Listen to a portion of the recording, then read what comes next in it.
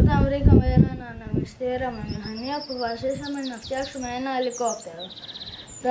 Αυτά που θα χρειαστείτε είναι 2 άδεια μπουκάλια,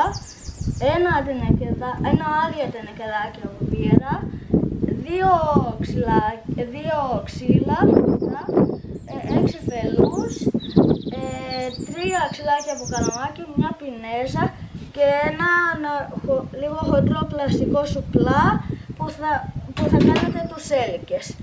Και θα χρειαστείτε επίσης χαρτοτενία, ψαλίδι, μαρκαδόρο, κόλλα, μαχαίρι και σάρακα. Τώρα βεβαιωθείτε πάλι ότι αυτό το άνοιγμα είναι προς τα πάνω και βάλτε το κάτω. Πάρτε τη μηχανή, βάλτε την στη μέση και χαράξτε με το μαρκαδόρο το γύρω της μηχανής.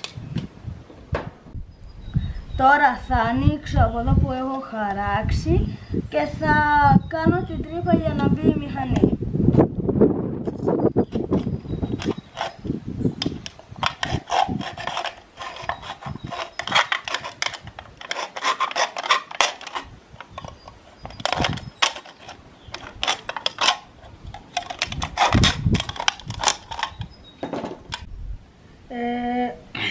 Έχουμε κάνει την τρύπα και άμα βγήκε καλή η τρύπα θα χωρέσει και δεν θα χρειαστεί καν να βάλετε κόλλα.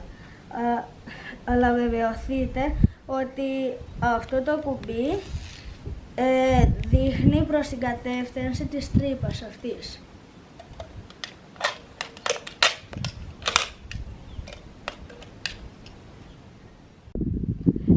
Τώρα έχουμε κόψει τις κεφαλές 2 μπουκαλιών και μετά τα κολλάμε μεταξύ τους με χαρτοτενία. Από εκεί που έχω βάψει με μαρκαδόρο θα κόψω με το σάρακα ώστε να φτιάξει το πίσω μέρος του ελικοπτέρου που θα μπει ο πίσω έλικας.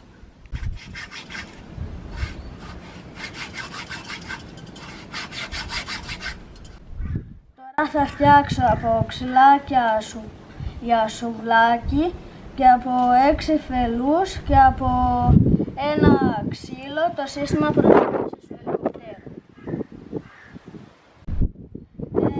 Έχω πριονίσει ένα τέτοιο και τώρα θα φτιάξω 2 τέτοια και ένα τέτοιο.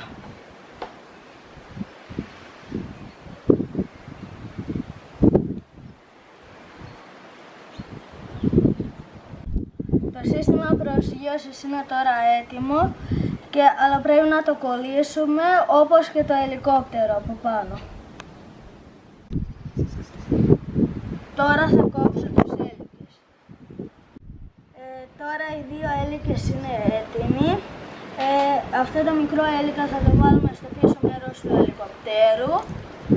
Και επίσης είναι πολύ σημαντικό αυτός ο έλικας να μπει στη μέση του μικρού ανεμιστήρα, αλλιώς θα κάνει ενοχλητικούς ήχους.